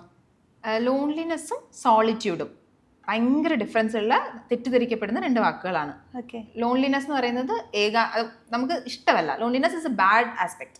സോളിറ്റ്യൂഡ് ഉണ്ട്, നമ്മളെ സ്വയം ഒറ്റയ്ക്ക് ഇരിക്കുന്ന സമയത്ത് നമ്മൾ ഹാപ്പി ആവുന്ന ഒരവസ്ഥ. ഈ ഹാപ്പി ആവുന്ന ഈ അവസ്ഥയിലേക്ക് എത്താൻ ഈ പറഞ്ഞ കാര്യമുണ്ടല്ലോ, ടീനേജേഴ്സ് ഇത് ചെയ്യുന്നില്ല, അത് കിട്ടുന്നില്ല എന്നൊക്കെ പറയുന്നത്. എൻ്റെ ഒരു റീസെൻ്റ് ആയിട്ട് ഒരു ഫ്രണ്ട് പറഞ്ഞു കിട്ടുന്നില്ല. അതായത് ആള് എന്നിട്ട് ലോൺലിനെസ് ഒരുപാടാകുമ്പോൾ ചെയ്യുന്ന സാധനം ബംബിൾ, ടിൻഡർ, ഹിഞ്ച് എല്ലാം ഡൗൺലോഡ് ചെയ്യും. പക്ഷെ ആമ്പിള്ളേർക്ക് ഈ മാച്ച് കിട്ടാനും പാടാണല്ലോ. So I suggested him this thing and I think it will work. ഒരു സ്ട്രേഞ്ചേഴ്സ് ക്യാമ്പിന് പോകാൻ പറഞ്ഞു. And he registered. ഐ ഡോ നോ വാട്ട് വിൽ ഹാപ്പൻ. പക്ഷേ he took a first step. കാരണം ഇങ്ങനത്തെ ഡേറ്റിംഗ് ആപ്സിൽ എത്രയൊക്കെ ഫ്രണ്ട്സാണ് ഞങ്ങൾ നോക്കുന്നതെന്ന് പറഞ്ഞാലും അവിടെ ഒരു റൊമാൻറ്റിക് ആസ്പെക്റ്റിലൂടെയാണ് വരുന്നത്, അല്ലെങ്കിൽ ഒരു അവൈലബിൾ ആണ് ഞാനെന്നൊരു നോഷൻ എവിടെയോ കൊടുക്കുന്നുണ്ട്. അങ്ങനെ അല്ലാണ്ട് എന്തൊക്കെ ഓപ്ഷൻസ് ഉണ്ട്. ഇപ്പോൾ കൺസേർട്സിന് പോകാം അല്ലേ, അവിടെ നിന്ന് ആൾക്കാരെ മീറ്റ് ചെയ്യാം. കോമഡി ഷോസ് നടക്കുന്നുണ്ട് ഇപ്പോൾ, അങ്ങനെയുള്ള സംഭവങ്ങൾ നടക്കുന്നുണ്ട്. ഇവൻറ്റ്സ്, തിയേറ്റർ പരിപാടികൾ നടക്കുന്നുണ്ട്. ഇങ്ങനെയൊക്കെ പോകുമ്പോൾ നമ്മുടെ അതേ ഇഷ്ടങ്ങളുള്ള ആൾക്കാരെ കാണും. അതല്ലാതെ നമുക്കെല്ലാം ഈസി ആയിട്ട് വേണം, അങ്ങനെ പറ്റില്ല. ഇതിനപ്പോൾ അപ്പോഴും ഈ പൈസയുടെ ഫാക്ടർ വരും. If you want a better life, we need to strategise our life in such a way that we earn good, we spend good, we live good. ഇത്രയും കാര്യങ്ങൾ അറിയുന്നത് കൊണ്ട് തന്നെ ഇപ്പോൾ ഇന്ത്യയിലേക്ക് ഇപ്പോൾ ഒരാളെ കണ്ടുപിടിക്കാനും പുതിയ ആളുകളെ ലൈഫിലേക്ക് എടുക്കാനും ഒരു റിലേഷൻഷിപ്പ് സ്റ്റാർട്ട് ചെയ്യാനൊക്കെ ഭയങ്കര ബുദ്ധിമുട്ടായിരിക്കുമല്ലോ. എങ്ങനെയാണ് ഒരു ഫ്രണ്ടിനെ ആയിക്കോട്ടെ, ഓക്കെ ഫ്രണ്ടിനെ തന്നെ പറയാം, പേഴ്സണലി പോണ്ട, ഓക്കെ ഫ്രണ്ടിനെ ആണെങ്കിലും അല്ലെങ്കിൽ പാർട്ട്ണറെ ആണെങ്കിലും എങ്ങനെ ചൂസ് ചെയ്യാൻ പറ്റുക? എൻ്റെ മമ്മി ഒരു കൊല്ലം മുന്നേ എന്നോട് പറഞ്ഞത് എനിക്ക് എപ്പോഴും ഓർമ്മയുണ്ട്. നീ നിന്റെ ഈ കോപ്പിലെ സ്റ്റാൻഡേർഡ്സ് കൊണ്ടിരുന്നു ഇരിക്കുകയുള്ളൂ. സത്യം ഇതേ ലൈന മമ്മി ഉപയോഗിച്ച് ഇരിക്കുകയുള്ളൂ എന്ന് പറഞ്ഞു. കാരണം ഡിഗ്രി കഴിഞ്ഞു. അപ്പൊ ഇങ്ങനെ അലയൻസ് കാര്യങ്ങളൊക്കെ ഇങ്ങനെ സംസാരിച്ച് വന്നപ്പോൾ ടോപ്പിക്കിൽ വന്നതാണ്. അപ്പൊ ഞാൻ എന്നെ പറഞ്ഞ് സമാധാനിപ്പിച്ച, ഇപ്പൊ അത് സത്യമാണെന്ന് പലരോടും പറയുമ്പോൾ എനിക്ക് തോന്നുന്ന ഒരു കാര്യമാണ്, സ്റ്റാൻഡേർഡ്സ് ആണ്. സ്റ്റാൻഡേർഡ്സ് കൂടുമ്പോൾ ആൾക്കാർ കുറവായിരിക്കും. എത്ര പേര് പ്രീമിയം ഉണ്ട്? പ്രീമിയം ഇസ് വെരി ഫ്യൂ അല്ലേ, എണ്ണത്തിൽ കുറവായിരിക്കും അത്. പക്ഷെ അതവിടെ ഉണ്ട് എന്നുള്ളത് നമുക്കറിയാം. നമ്മൾ ഡെസ്പറേറ്റ് ആവാതിരിക്കുമ്പോൾ ഓട്ടോമാറ്റിക്കലി അത് നമ്മുടെ അടുത്തേക്ക് വരും. മോഹൻലാൽ സാർ പറഞ്ഞ പോലെ ഹാപ്പണിങ്ങിലാണ് വിശ്വസിക്കേണ്ടത്. ആ ഒരു സാധനത്തിൽ ഹാപ്പണിങ്ങിൽ വിശ്വസിച്ചാൽ അത് വരും. നമ്മളതിന് റെഡി ആയാൽ മതി. നമ്മളതിന് ഇപ്പോൾ ഞാൻ നേരത്തെ സ്ട്രേഞ്ചേഴ്സ് ക്യാമ്പിന് വിട്ട ഫ്രണ്ടിനോട് സംസാരിക്കുമ്പോൾ ഞാൻ പറഞ്ഞിരുന്നു, നിങ്ങൾക്ക് ഒരു ഐഡിയ ഓഫ് ഐഡിയൽ പാർട്ട്ണർ ഉണ്ടാവും, എങ്ങനത്തെ ആളെയാണ് വേണ്ടതെന്ന്. അതെല്ലാം എഴുതുക. ഇപ്പോൾ ആള് ഇത്ര ഏൺ ചെയ്യണം, ഇത്ര പൊക്കം വേണം, ഇത്ര ഹെയർ വേണം, ഇങ്ങനെയൊക്കെ എഴുതുക. ആ ആൾക്ക് നിങ്ങളെ ഇഷ്ടാവോ, ഇപ്പോഴുള്ള നിങ്ങളെ? അപ്പം ഒന്ന് ആലോചിക്കുക പോലും ചെയ്യാണ്ട് ആൾ പറഞ്ഞു ഇല്ല. അതാണ് പ്രശ്നം. ആ ആൾ വന്നു കഴിഞ്ഞാലും അയാൾക്ക് നിങ്ങളെ ഇഷ്ടമാവണ്ടേ? അയാൾക്ക് നിങ്ങളെ ഇഷ്ടമാവാൻ പാകത്തിന് നിങ്ങൾ ബെറ്റർ ആവും. ഓട്ടോമാറ്റിക്കലി അങ്ങനെ ആളെ കിട്ടും. ആളുകളെ കണ്ടുകിട്ടുന്നില്ല അല്ലെങ്കിൽ പാർട്ട്ണറിനെ കണ്ടുകിട്ടുന്നില്ല എന്ന് പറയുമ്പോൾ കൂടുതൽ സംസാരിക്കുന്ന സമയത്ത്, നമ്മുടെ പെയർ ഗ്രൂപ്പിൽ സംസാരിക്കുന്ന സമയത്ത് എപ്പോഴും വരുന്നവരാണ്, നമ്മൾ സംസാരിക്കുന്ന സമയത്ത് ഇപ്പം മാരേജിനെ കുറിച്ചാണെങ്കിൽ എന്തിനാണ് കല്യാണം, ഒക്കെ എന്താണ് അതുകൊണ്ട് ഉദ്ദേശിക്കുന്നത്, അല്ലെങ്കിൽ സൊസൈറ്റീന്റെ പ്രഷറാണോ ഫാമിലി പ്രഷറാണോ എന്നൊന്നും ധാരണയില്ലാതെ ഒരു സോഷ്യൽ ഇൻസ്റ്റിറ്റ്യൂഷന്റെ ഭാഗമായിട്ട് കല്യാണം കഴിക്കുന്ന ആളുകളുണ്ട്. അപ്പം അത് നമ്മുടെ ഈ ജനറേഷനിലെങ്കിലും മാറേണ്ടതില്ലേ? നമ്മൾ എന്തിനാണ് കല്യാണം കഴിക്കുന്നത് കൃത്യമായൊരു ധാരണ കല്യാണം കഴിക്കുന്ന ഓരോരുത്തർക്കും ആവശ്യം ഉണ്ടാവില്ലേ? അതെ, ഉറപ്പായിട്ടുണ്ട്. അതുകൊണ്ടാണ് ഞാൻ പറയുന്നത് I don't believe in marriage. ഈ രഞ്ജിനി ഹരിദാസ് മാം അവര് സംസാരിക്കുന്ന കേട്ടു. ഇപ്പൊ പറയുന്ന എല്ലാ സാധനമാണ് ഈ കമ്പാനിയൻഷിപ്പ്. എന്തിനാണ് ഈ കമ്പാനിയൻഷിപ്പ്? നമുക്ക് ഫ്രണ്ട്സ് ഉണ്ടല്ലോ മതി, അങ്ങനെ പറഞ്ഞിട്ട് അവർ സംസാരിക്കുന്ന കേട്ടു ഞാൻ. അതെ, എല്ലാവർക്കും ഇത് ഒരു പോയിന്റിൽ മതി. എല്ലാവർക്കും എല്ലാ സമയത്തും ഇത് ആവശ്യമില്ല. നമുക്കൊരു പോയിന്റ് കഴിയുമ്പോൾ നമ്മൾ നമ്മുടെ സെൽഫിൽ ഭയങ്കര കംഫർട്ടബിൾ ആയിരിക്കും. പക്ഷെ എനിക്ക് എപ്പോഴും തോന്നിയിട്ടുള്ളത്, അങ്ങനെ കംഫർട്ടബിൾ ആവുന്ന സമയത്താണ് നമുക്ക് പറ്റിയ ആൾക്കാർ നമ്മുടെ അടുത്തേക്ക് വരിക. നമ്മൾ ഡെസ്പറേറ്റ് ആയിട്ട് എനിക്കൊരാളെ വേണമെന്ന് പറഞ്ഞാൽ തപ്പുമ്പോൾ കിട്ടുന്ന മുഴുവൻ ഈ അലമ്പായിട്ടുള്ള ആൾക്കാരായിരിക്കും. നമ്മൾ കാമാണ്, I am okay with myself എന്ന് തോന്നുമ്പോൾ ആ സമയത്ത് നമ്മുടെ ചുറ്റും വരുന്ന ആൾക്കാരുണ്ടല്ലോ, അത് എന്തോ ഒരു എക്സ് ഫാക്ടറാണ്, യൂണിവേഴ്സ് കൊണ്ട് തരുന്നത്, അങ്ങനെ എന്ത് വേണമെങ്കിൽ നിങ്ങൾക്ക് പറയാം. ആ എക്സ് ഫാക്ടറിൽ വരുന്ന ആൾക്കാരുണ്ടല്ലോ മുത്തുമണികളായിരിക്കും. നമ്മൾ അതിനെ അങ്ങ് സ്വീകരിക്കാൻ തയ്യാറാവണം. ആ സമയത്ത് നമ്മളിങ്ങനെ ആയിരിക്കും, വേണോ വേണ്ടയോ, പിന്നെ ചേസിങ് സാധനങ്ങൾ, പിന്നെയും അത് ഡൈനാമിക് മാറി. അങ്ങനെയൊന്നും ഇല്ലാണ്ട് ബി കാമർ ഇനഫ്, അപ്പം സംഭവിക്കും. അതായത് നമ്മൾ നമ്മളുടെ ബെസ്റ്റ് സെൽഫിലേക്ക് എത്തിക്കുമ്പോൾ ഓട്ടോമാറ്റിക്കലി അത് സംഭവിക്കും. അങ്ങനെയാണ്. നമ്മുടെ ബ്രെയിൻ കുറെ പണിയെടുക്കുമല്ലോ. ഇപ്പം റൈറ്റ് പേഴ്സൺ റോങ് ടൈം, അതൊരു ഭയങ്കര സാധനമുണ്ട്. അതായത് നമ്മൾ കല്യാണം കഴിഞ്ഞു പോകുന്ന ആളോടൊക്കെ പിന്നെ സംസാരിക്കുന്നു, അല്ലെങ്കിൽ അത് ഇയാളായിരുന്നു എൻ്റെ റൈറ്റ് പാർട്ട്ണർ, പക്ഷെ ഒരിക്കലും നമ്മുടെ ലൈഫിലേക്ക് ആളെ കൊണ്ടുവരാനുള്ള ഒരു ചാൻസ് പോലും ഉണ്ടാവില്ല. അങ്ങനത്തെ കുറേ കാര്യങ്ങളുണ്ട്. റൈറ്റ് പാർട്ട്ണറെ കണ്ടെത്തുക എന്ന് പറയുന്ന ചില സമയം നമുക്കൊരു മിത്താണ് എന്ന് തോന്നും. ഓക്കെ, ആ ഒരു അവസ്ഥ, അല്ലെങ്കിൽ ഈ റൈറ്റ് പേഴ്സൺ റോങ് ടൈം എന്നൊക്കെയുള്ള കാര്യങ്ങൾ, അതിനകത്തൊരു മാറ്റം വരേണ്ടതില്ല, അല്ലെങ്കിൽ അതൊരു സത്യമായിട്ടുള്ള ഒരു കാര്യമാണ്? അങ്ങനെ ഒന്നും ഉണ്ടോ? Right person wrong time, if you are the right person you will get the right person. ഞാൻ നേരത്തെ പറഞ്ഞ പോലെ നമുക്ക് വേണ്ട ആളുടെ കാര്യങ്ങൾ എല്ലാം ലിസ്റ്റ് ചെയ്തിട്ട് ആൻഡ് ബി ദാറ്റ് പേഴ്സൺ. നമ്മളോട് അത്രയും നന്നായിട്ട് ചെയ്ത് കഴിഞ്ഞ് കഴിഞ്ഞാൽ അങ്ങനെ ആളെ കിട്ടുമല്ലോ. നമ്മൾ ആലോചിച്ച് നോക്കൂ, കോളേജ് പഠിക്കുന്ന സമയത്ത് ഭയങ്കരമായിട്ട് വെള്ളമടിച്ച് നടക്കുന്ന ഒരാളാണെങ്കിൽ അവരെ കൂട്ടുകെട്ട് മുഴുവൻ അങ്ങനത്തെ ആൾക്കാരായിരിക്കും അല്ലേ? അത് കഴിഞ്ഞിട്ട് അത് മാറി. അത് മാറി കഴിയുമ്പോൾ പിന്നെയുള്ള ഫ്രണ്ട്സ് എന്ന് പറയുന്നത് ക്ലോസ് സർക്കിൾ ഏറ്റവും കൂടുതൽ സ്പെൻഡ് ചെയ്യുന്നത് പറയുന്നത് അങ്ങനത്തെ അല്ലാത്ത ആൾക്കാരായിരിക്കും. അപ്പം നമ്മളെ ചേഞ്ച് ചെയ്ത് കഴിഞ്ഞാൽ ഇത് മൊത്തം മാറും.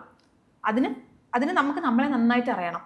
നമ്മൾ എത്രത്തോളം നന്നായി അറിയുന്നോ നമ്മൾ വിചാരിക്കുന്ന കാര്യങ്ങൾ അത്രത്തോളം നന്നായി നടത്തിക്കാൻ നമുക്ക് പറ്റും. ബിക്കോസ് നമുക്ക് വിൽ പവർ ഉണ്ട്, നമുക്ക് നമ്മളെക്കുറിച്ച് ധാരണയുണ്ട്, നമുക്ക് പ്ലാനിങ് ഉണ്ട്, വിഷൻ ബോർഡ് ഉണ്ട്. ഇതെല്ലാം വെച്ചിട്ട് you will be there and you will get any person you want in your life. Okay, നേരത്തെ നമ്മൾ പറഞ്ഞു ലോൺലിനെസ് അതൊന്ന് എൻജോയ് ചെയ്യാൻ പറ്റുകയാണെങ്കിൽ കുറച്ചും കൂടെ ബെറ്റർ ആയിരിക്കും.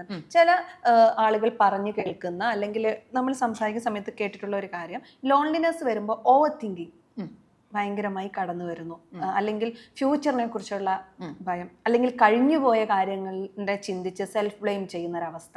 അപ്പം ഇങ്ങനത്തെ പല തരത്തിലുള്ള കണ്ടീഷനിലൂടെ ആളുകൾ കടന്നു പോകുന്നുണ്ടല്ലോ. അപ്പം ഇത്തരം കാര്യങ്ങളിൽ നിന്ന് നമ്മൾ കയറി വരാൻ എന്തൊക്കെ കാര്യങ്ങൾ ചെയ്യേണ്ടത്? ഹാബിറ്റ്സ് അസുഖമാണെന്ന് പറഞ്ഞാൽ അത് ഡയഗ്നോസ് ചെയ്ത് അതിനുള്ള ക്യൂർ, ചിലവർക്ക് മരുന്നൊക്കെ എടുക്കേണ്ടി വരും, ഹോർമോൺ ട്രീറ്റ്മെന്റ് അങ്ങനെയൊക്കെ ചെയ്യേണ്ടി വരും. അതല്ലാണ്ട് നമ്മൾ അവിടെ പോകുന്നുണ്ട്, നമുക്ക് അത്രയ്ക്കും സിവിയറിറ്റി ഇല്ല എന്ന് പറഞ്ഞു കഴിഞ്ഞാൽ വിത്ത് ലൈക്ക് വെരി കുറച്ച് number of habits, workout, exercise, nutritious food, ഈ 3 സാധനങ്ങൾ തന്നെ എത്ര ആൾക്കാർക്ക് കറക്റ്റാ? എത്ര പേര് ഒരു 11 മണിയാകുമ്പോൾ കിടന്നുറങ്ങുന്ന ആൾക്കാരുണ്ട്? എൻ്റെയൊക്കെ ജീവിതത്തിൽ ഞാൻ 11 മണിക്ക് കിടന്നുറങ്ങി എന്ന് പറഞ്ഞാൽ നെക്സ്റ്റ് ഡേ എൻ്റെ ബെസ്റ്റ് ഡേ ആണ്. 11 മണിക്ക് കിടന്നുറങ്ങി രാവിലെ 7 മണിക്ക് എണീച്ച് കഴിഞ്ഞാൽ ആ നെക്സ്റ്റ് ഡേ എനിക്ക് ഒരു പ്രശ്നമില്ല. എൻ്റെ ലൈഫിൽ പകുതിയിൽ കൂടുതൽ പ്രശ്നങ്ങളൊന്നും തീർന്നു. പക്ഷെ അത് ചെയ്യാത്തതാണ് ഈ ഓവർ തിങ്കിങ്. എപ്പോഴാണ് വരിക? രാത്രി ഡൂം സ്ക്രോൾ ചെയ്യുമ്പോൾ അല്ലേ? അതാണ് ആ റൊട്ടീൻ ഇല്ലാത്തതിന്റെ പ്രശ്നമാണത്. അത് ചെയ്താൽ മതി, റെഡിയാവും. ആളുകൾ അതുപോലെ സോഷ്യൽ മീഡിയയുടെ ഉപയോഗം ലൈഫിനെ കൂടുതലായി ബാധിക്കുന്നുണ്ട് എന്ന് പരാതി പറയാറുണ്ടോ? അങ്ങനെ തോന്നിയിട്ടുണ്ടോ? കാരണം നമ്മളിപ്പം കാണാറുണ്ട് ഭയങ്കര ഹാപ്പി കപ്പിൾസ്, ഭയങ്കര ബെസ്റ്റി വുമൺഹുഡ് എൻജോയ് ചെയ്യുന്നവര്. അതൊരു റീലിന് 30 സെക്കൻഡ് അല്ലെങ്കിൽ 1 മിനിറ്റിന്റെ ഒരു കാര്യമായിരിക്കും. അതിന്റെ അപ്പുറത്തേക്ക് കുറെ സ്റ്റോറീസ് ഉണ്ടാവില്ല. പക്ഷെ ഇത് വെച്ച് നമ്മൾ നമ്മുടെ ലൈഫിനെ കമ്പയർ ചെയ്യുന്ന ഒരു കണ്ടീഷൻ ഉണ്ട്.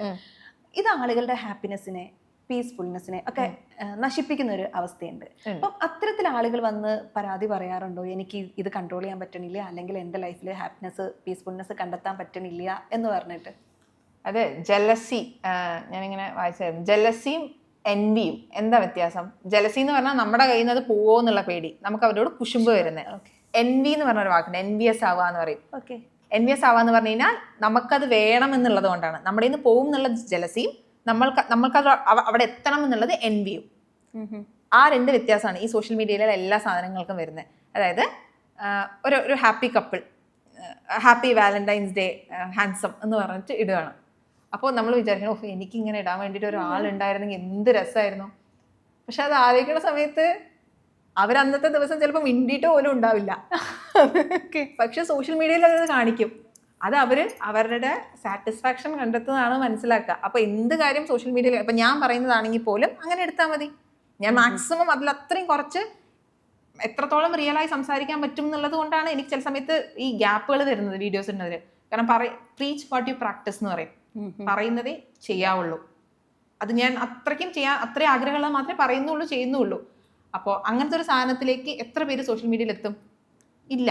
ആ റിയാലിറ്റി മനസ്സിലാക്കി കഴിഞ്ഞാൽ ആ ഫിൽറ്റർ വെച്ച് നോക്കിയാൽ മതി. പക്ഷേ ഈ ഫിൽറ്റർ വെച്ച് നോക്കുമ്പോൾ എന്താവും? നമുക്ക് ആ എൻജോയ്മെന്റ് കിട്ടില്ല, ആ ഡോപ്പമിൻ ഹൈ കിട്ടില്ല, കുശുമ്പ് വരില്ല, എൻവി വരില്ല. ഇതൊക്കെ നമുക്ക് വേണം. അതുകൊണ്ടാണ് നമ്മൾ അവരത് കുശുമ്പ് കാണിക്കുന്നതും അതുപോലെ ആവണം ഇതുപോലെ ആവണം എന്നൊക്കെ പറയണതും. If you are good with our selves, നമുക്ക് നമ്മുടെ സെൽഫ് റെസ്പെക്റ്റ് ഉണ്ട്, നമുക്ക് എന്താ വേണ്ടതെന്ന് ധാരണ ഉണ്ടെങ്കിൽ അങ്ങനെ വേറെ ഒരാളെയും കൊണ്ട് നമുക്ക് അങ്ങനെ അത് റെക്ക് ചെയ്യാൻ പറ്റില്ല. അങ്ങനെ നമ്മൾ ബിൽഡ് ചെയ്താൽ മതി നമ്മളുടെ ലൈഫിനെ.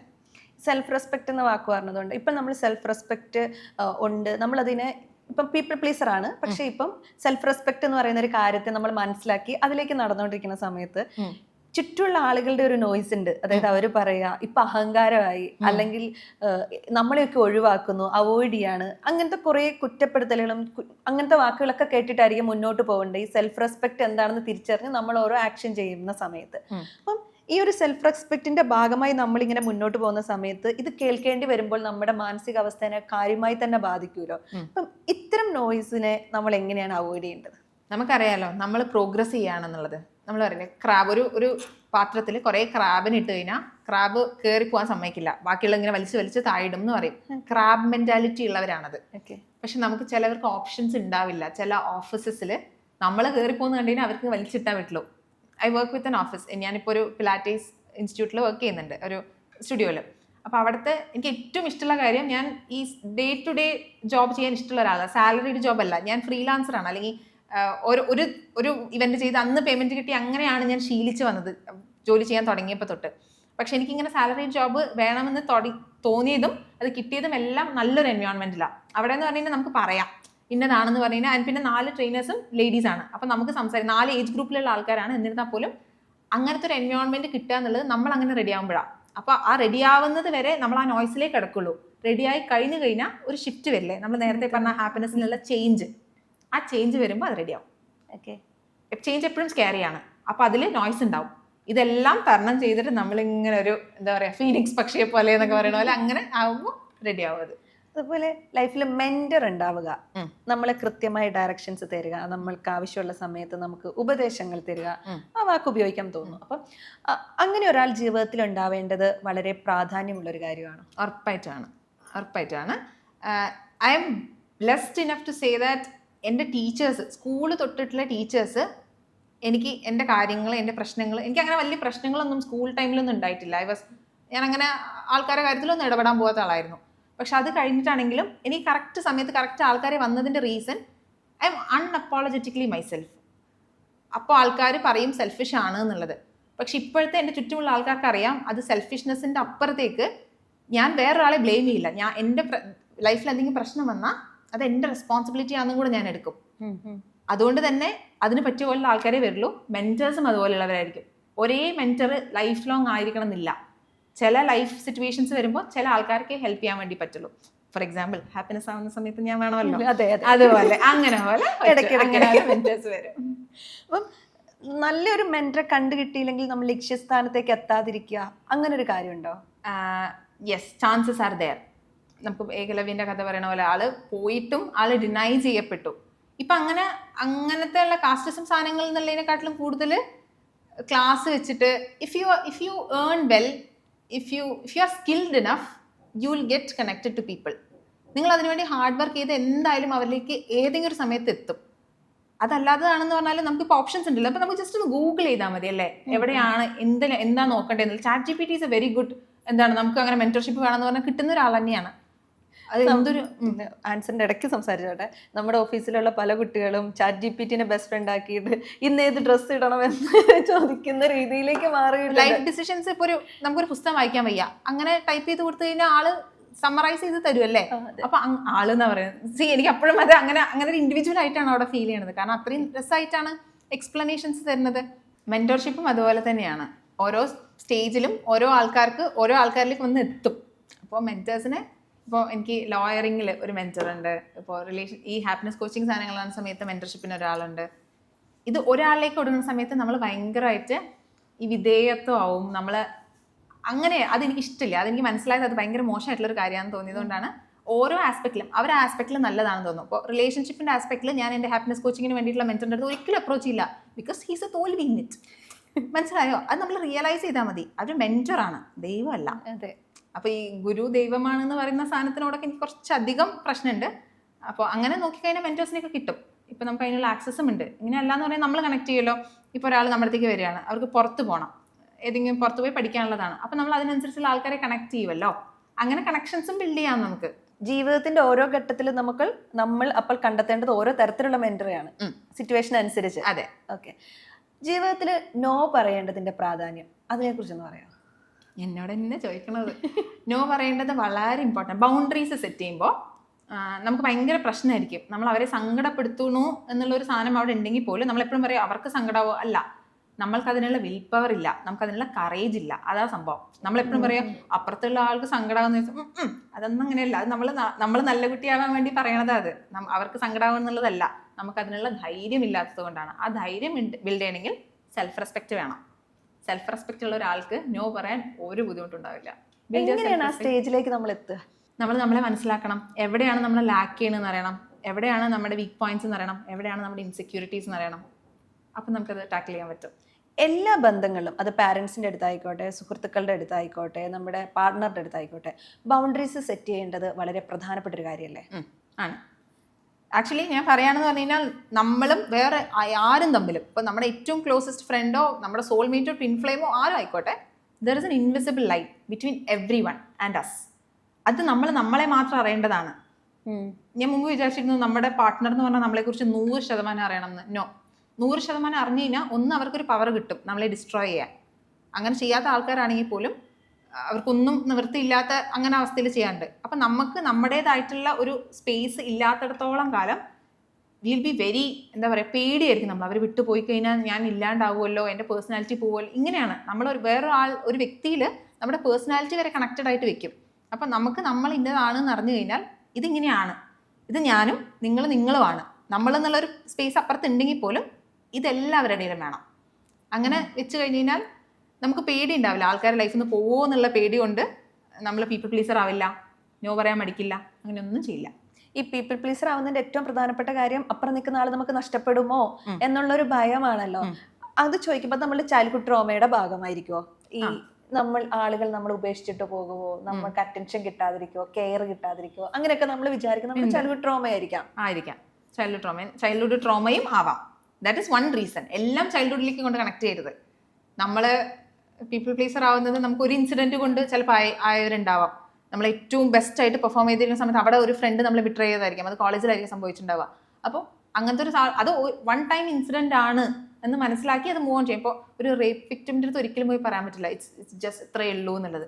അപ്പോൾ അവർ സിവിയറിറ്റി ഉണ്ട്. ഈ സിവിയറിറ്റി വെച്ചിട്ടാണ് നമുക്ക് മനസ്സിലാക്കേണ്ടത്. ഈ നോ പറയുന്നത് എങ്ങനെയാണ് നമ്മൾ പറയും. നോ പറയാനുള്ള സ്റ്റെപ്സ് ഉണ്ട്. ഓക്കെ, അറിയാം. അങ്ങനെ ഒരു പുസ്തകത്തിൽ ഞാനിങ്ങനെ വായിച്ചിട്ടുണ്ട്. നോ പറയാൻ വേണ്ടിയിട്ട് ഫസ്റ്റ് തന്നെ നോ പറയാൻ നമുക്ക് പറ്റില്ല. നമുക്കല്ല, പീപ്പിൾ പ്ലേസസ്. ഞാനല്ല, ഞാൻ ആ കാറ്റഗറി അല്ല, എനിക്ക് നോക്കെ പറയാൻ പറ്റും. ഓക്കെ, എങ്ങനെയാണെന്ന് പറഞ്ഞാൽ ആദ്യം യു ജസ്റ്റ് ടെൽ ദം എന്താണ് റീസൺ എന്നുള്ള ചോദിക്കാം. അപ്പോൾ ഓപ്പോസിറ്റിൽ ആൾക്ക് ചിലവർക്ക് മനസ്സിലാവില്ല, അവർ പിന്നെയും നമ്മളെ കമ്പൽ ചെയ്യും.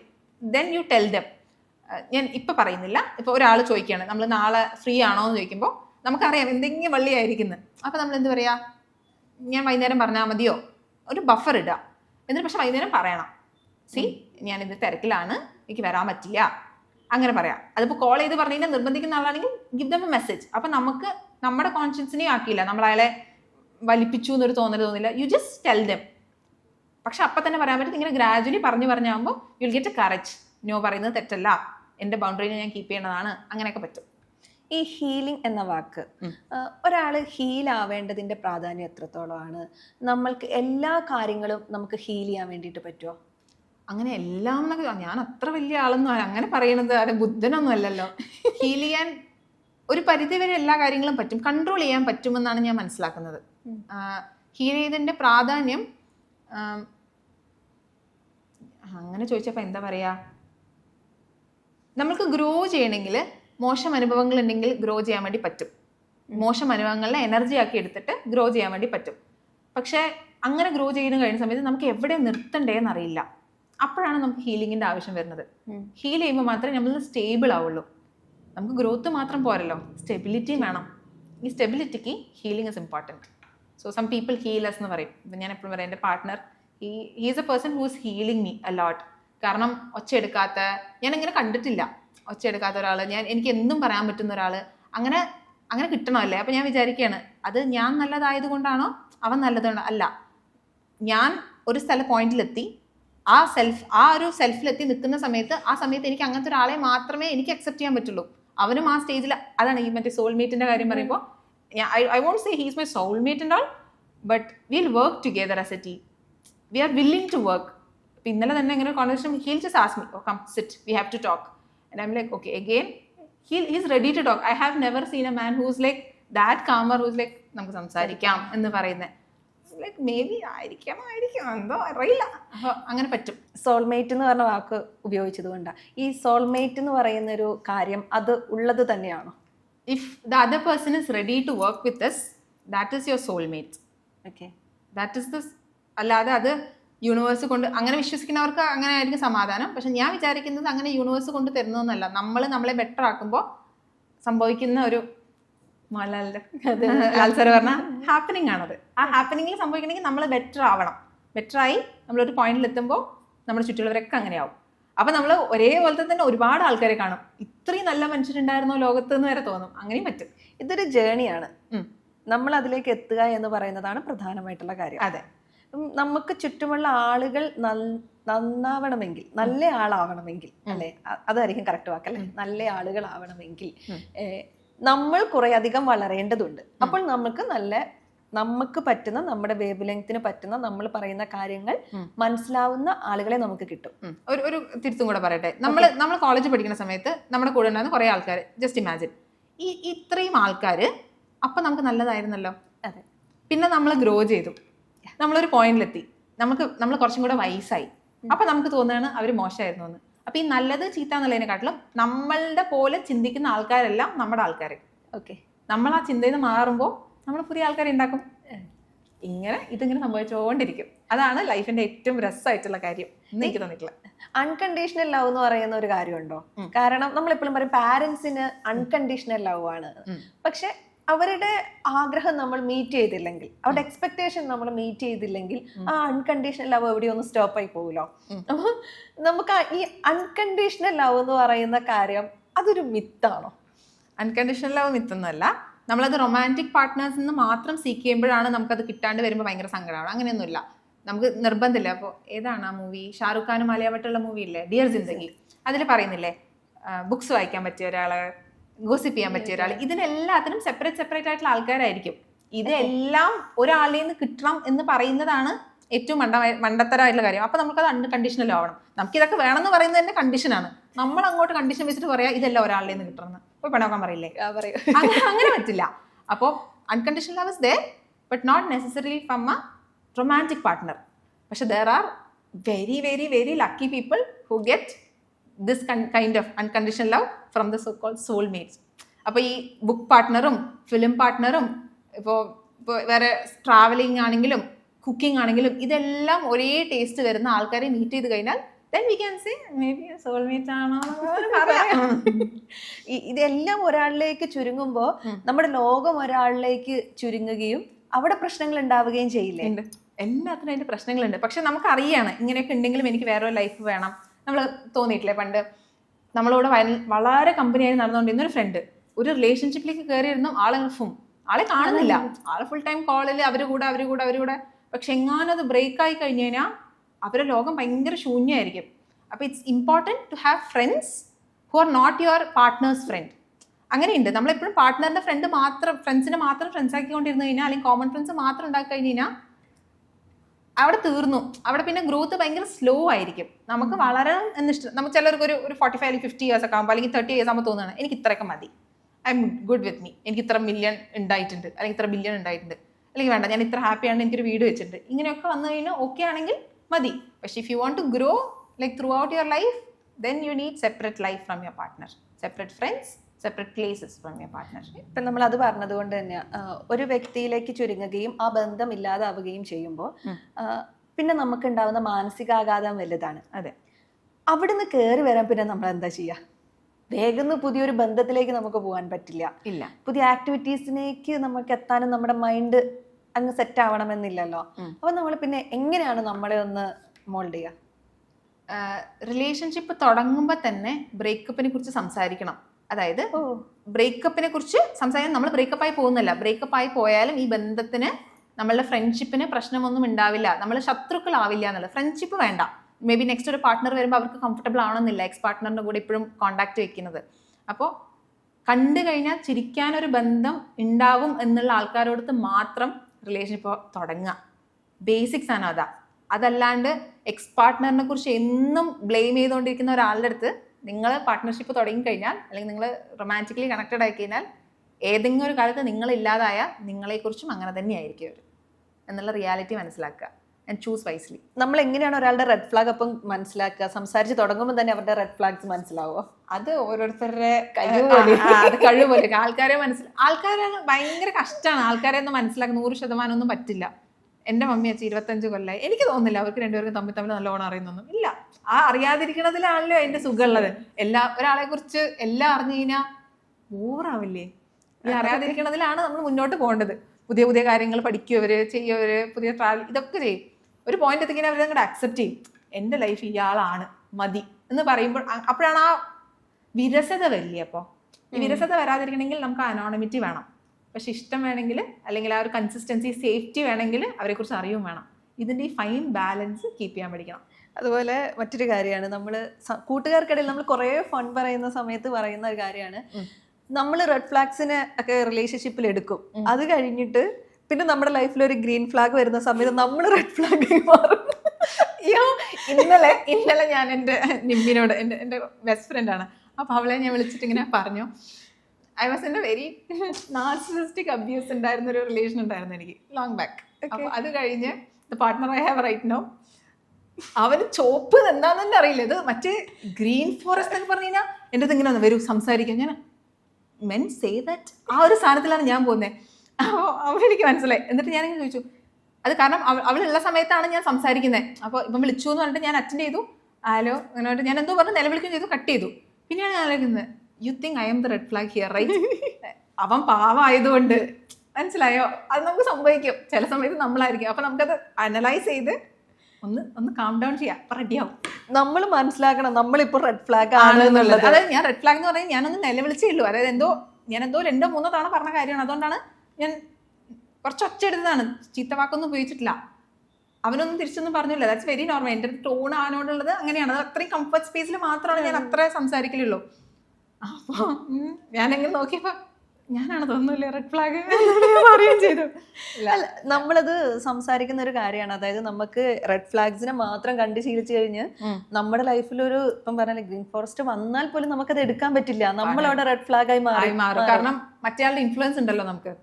ഈ റെഡ് ഫ്ലാഗ് എന്ന് പറഞ്ഞ ആ പെർട്ടിക്കുലർ പേഴ്സന്റെ ഇൻഫ്ലുവൻസിലാണ് നമ്മൾ ജീവിച്ചുകൊണ്ടിരിക്കുന്നത്. നമുക്കതാണ് നോർമല്. അപ്പോൾ അതിൽ അവർ ചെയ്ത കാര്യങ്ങൾ, പറഞ്ഞ കാര്യങ്ങളൊക്കെ നമ്മൾ റിബൽ ചെയ്തിട്ടുണ്ടെങ്കിൽ പോലും നമ്മുടെ ബോഡിക്ക് അത് നോർമലായി തോന്നി തുടങ്ങിയിട്ടുണ്ടാവും. അപ്പോൾ അത് ഇവരടുത്ത് അപ്ലൈ ചെയ്യുമ്പോൾ ഇതെന്താ ഇങ്ങനെ കാണിക്കുന്നത്, do you think it's right? എൻ്റെ അങ്ങനെയൊക്കെ ചോദിക്കും, do you think it's wise? Like I don't know. അല്ല. ഓ ശരിയാന്നല്ല. നമ്മുടെ ബ്രെയിനെ അങ്ങനെ തന്നെ പ്രവർത്തിക്കുമല്ലോ. നമ്മൾക്ക് പരിചയമുള്ള കാര്യങ്ങളിലേക്ക്, അതായത് നമ്മൾ ഒരിക്കലും ഒരു റോങ് പേഴ്സണെ തിരഞ്ഞെടുത്തു, അല്ലെങ്കിൽ നമ്മളിപ്പം ആൽക്കഹോളിക് ആയിട്ടുള്ള ഒരു അച്ഛനോ അല്ലെങ്കിൽ കുടുംബത്തിലോ ഒക്കെ ജീവിക്കുകയാണെങ്കിൽ നമ്മൾ ചിലപ്പോൾ പറയും അങ്ങനെയുള്ള ഒരാളെ നമ്മൾ പാർട്ട്ണറായി സെലക്ട് ചെയ്യില്ല. പക്ഷെ പിന്നെ നമ്മൾ ചിലപ്പം കാണും അതേ ആള് ആൽക്കഹോളിക് ആയിട്ടുള്ള ഒരു പേഴ്സണെ സെലക്ട് ചെയ്യുന്നത്.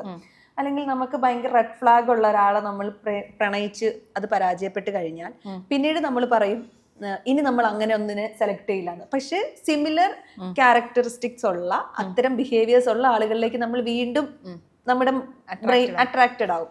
അപ്പോൾ അത് നമ്മുടെ ബ്രെയിൻ നമ്മളെ വീണ്ടും മാനിപ്പുലേറ്റ് ചെയ്യുന്നതല്ലേ, പാറ്റേൺ ആണ്. നമുക്ക് ആ പാറ്റേൺ ഫെമിലിയാരിറ്റി ആണത്. നമുക്ക് ഇത് ശീലമുണ്ട്, കണ്ട് ശീലമുള്ളതെല്ലാം നമുക്ക് ഈസി അല്ലേ. നമ്മൾ ഈ ഹാബിറ്റിനെ കുറിച്ച് പറയുന്നത് സെയിം ആണ്. നമ്മൾ ഒരു കാര്യം ഒരുപാട് കാലം ചെയ്ത് കഴിഞ്ഞാൽ അത് നമ്മുടെ ശീലത്തിന്റെ ഭാഗമായി, നമ്മുടെ പേഴ്സണാലിറ്റിയുടെ ഭാഗമായത്. അതേപോലെയാണ് അപ്പുറത്തെ ആൾക്കാരും. നമ്മൾ കണ്ട് ഡെയിലി കുടിച്ചിട്ട് അമ്മേനെ വന്ന് തല്ലുന്ന അങ്ങനെ കണ്ട ഒരാൾക്ക് ദാറ്റ് ഇസ് വെരി നോർമൽ. അങ്ങനെ മറ്റേ ആളെ അപ്പോൾ അത് തെറ്റായിട്ട് തോന്നില്ല. അത് തെറ്റാണ്, അത് ഞാൻ ചെയ്യില്ല എന്ന് പറയുന്നതിന് ഇറ്റ് ടേക്സ് കറേജ്. നമ്മളുടെ ബ്രെയിനിൻ്റെ വയറിംഗ് ഉണ്ട്. അപ്പോൾ വയറിംഗ് എന്നുള്ളത് ചേഞ്ച് ചെയ്യേണ്ടി വരും. നമുക്ക് ഇന്നൊരു പാറ്റേൺ ഉള്ളത്, ആ പാറ്റേൺ ചേഞ്ച് ചെയ്യണമെങ്കിൽ ഇന്റൻഷനലി എഫേർട്ട് ഇടണം. ഇപ്പോൾ NLP പോലെയുള്ള ടൂൾസൊക്കെ ഹെൽപ്പ് ചെയ്യും, ന്യൂറോ ലിംഗ്വിസ്റ്റിക് പ്രോഗ്രാമിംഗ് ഒക്കെ ഹെൽപ്പ് ചെയ്യും. ഓക്കെ. അപ്പം നമ്മൾ ഒരു റിലേഷൻഷിപ്പ് പൊട്ടിക്കഴിഞ്ഞാൽ, ബ്രേക്കപ്പ് ആയി കഴിഞ്ഞാൽ നമ്മൾ ഒരു തെറാപ്പി എടുക്കുന്നതോ അല്ലെങ്കിൽ നിങ്ങളെപ്പോലുള്ള എക്സ്പേർട്ടുകളെ സമീപിക്കുന്നതോ വളരെ നല്ലൊരു കാര്യമാണ്. ഓക്കെ, നമ്മൾ അങ്ങനെ ഒരു ഹെൽപ്പ് സീക്ക് ചെയ്യുന്നത്. അത് ആക്ച്വലി ഈ പ്രശ്നം വരുമ്പോൾ എന്നുള്ളതാണ്. ഈ പ്രശ്നം വരുമ്പോൾ പോകുന്നത് അത്യന്താപേക്ഷിതമാണ്. അതല്ലാത്ത സമയത്തും അതാ പറഞ്ഞത്, ഇങ്ങനെ ഒരു നമ്മളുടെ പേഴ്സണൽ ലൈഫിനെ ഇമോഷണലി അല്ലാണ്ട് കണക്ട് ചെയ്യുന്ന ഒരാളുണ്ടെങ്കിൽ വളരെ നല്ലതാണ്. ഇപ്പം നമ്മുടെ ഫ്രണ്ട്സ് ഒക്കെ എന്ന് പറയുമ്പോൾ നമ്മളെ ഒരുപാട് കാലമായിട്ട് അറിയും, നമുക്ക് സങ്കടം വരുമെന്ന് പറഞ്ഞിട്ട് ചില ക്രിറ്റിസിസംസ് പറയാണ്ടിരിക്കും, ഇങ്ങനെയൊക്കെ ഉണ്ട്. പുറത്തുള്ള ഒരാളാകുമ്പോൾ they are doing their job. അവർക്ക് ജോബാണ് അനലൈസ് ചെയ്യുക എന്നുള്ളത്. അതുകൊണ്ടാണ് പറയുന്നത് ഇതൊരു നീഡാണെന്ന് പറയുന്നതിൻ്റെ റീസൺ അതാ. നമ്മൾ ലാസ്റ്റ് ക്വസ്റ്റ്യനിലേക്ക് വരികയാണെങ്കിൽ, ഒരു വ്യക്തി ഹാപ്പി ആയിരിക്കാൻ വേണ്ടി ദിവസവും ചെയ്യാൻ പറ്റുന്ന കുറച്ച് ടിപ്സ് പറഞ്ഞു തരാൻ പറ്റുമോ?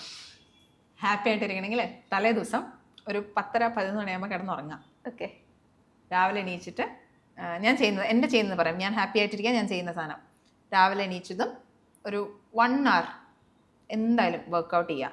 ഞാൻ പറ്റിക്കഴിഞ്ഞാൽ അത് കഴിഞ്ഞ ഉടനെ ഒന്ന് അമ്പലം വിസിറ്റ് ഉണ്ട്. എല്ലാപ്പോഴും പറ്റാറില്ല, പക്ഷെ അങ്ങനെ വിസിറ്റ് ചെയ്ത് കഴിഞ്ഞാൽ വളരെ കാമാണ്. അത് കഴിഞ്ഞിട്ട് ആ ഡേ തുടങ്ങിക്കഴിഞ്ഞാൽ ആ ദിവസം നന്നായിട്ടിരിക്കും. കാരണം നമ്മൾ ആദ്യം തന്നെ ഇപ്പോൾ എണീച്ചുണ്ടെങ്കിൽ ബെഡ്ഷീറ്റ് മടക്കി വെക്കുന്ന ശീലം വളരെ നല്ലതാണെന്ന് പറയും. കാരണം നമ്മൾ ഒരു ടിക്ക് ചെയ്തു, നമ്മൾ ചെയ്യേണ്ട ഒരു കാര്യം ചെയ്ത് തീർത്തു എന്ന് ബ്രെയിനെ അലേർട്ട് ചെയ്യുക. ഞാൻ ഇപ്പോൾ പിന്നെ പുതിയതായിട്ടൊന്ന് ശീലിച്ചൊരു 2-3 ആഴ്ചയായിട്ട് തുടങ്ങിയിട്ടുള്ളൂ. എന്തെങ്കിലും ഒന്ന് ക്ലീൻ ചെയ്യും, ഒന്നില്ലെങ്കിൽ സിങ്ക് ക്ലീൻ ചെയ്യും, അല്ലെങ്കിൽ മുറ്റടിക്കും, അല്ലെങ്കിൽ വീടൊന്ന് അടിച്ചു വരും. അപ്പോൾ എണീച്ച ഉടനെ ക്ലീൻ ചെയ്യുന്ന സമയത്ത് will get A dopamine hit, like we completed A task എന്ന്. അങ്ങനെ തുടങ്ങിക്കഴിഞ്ഞാൽ പ്രൊഡക്ടിവിറ്റി ഇഷ്ടമുള്ള ആൾക്കാർക്ക് ആ ഡേ പ്രൊഡക്റ്റീവായിട്ടിരിക്കാൻ ഹെൽപ്പ്. ഈ ലേസിനെസ് ഉണ്ടാവുമല്ലോ, നമ്മള് എണീറ്റ് കഴിഞ്ഞാൽ ഒന്നും ചെയ്യാൻ തോന്നില്ല എന്ന് പറയുന്ന ആളുകൾ, അപ്പൊ അവരെങ്ങനെയാണ് അവരുടെ ഒരു ലൈഫിനെ മുന്നോട്ട് കൊണ്ടുപോകുക? ചില പട്ടാളക്കാരെ കണ്ടിട്ടില്ല, അവർ രാവിലെ എണീച്ച അവർ റിട്ടയർ ആയാലും VRS എടുത്ത് എങ്ങനെ വന്നാലും അവർ രാവിലെ എണീച്ച് നടക്കാൻ പോകണം. ശ്രദ്ധിച്ചിട്ടുണ്ടോ? നാട്ടിൽ ആരെങ്കിലും ഒക്കെ ഉണ്ടാവും, കാണാതിരിക്കില്ല. എല്ലാവർക്കും റിലേറ്റ് ചെയ്യാൻ പറ്റുന്ന സാധനം. Why is that?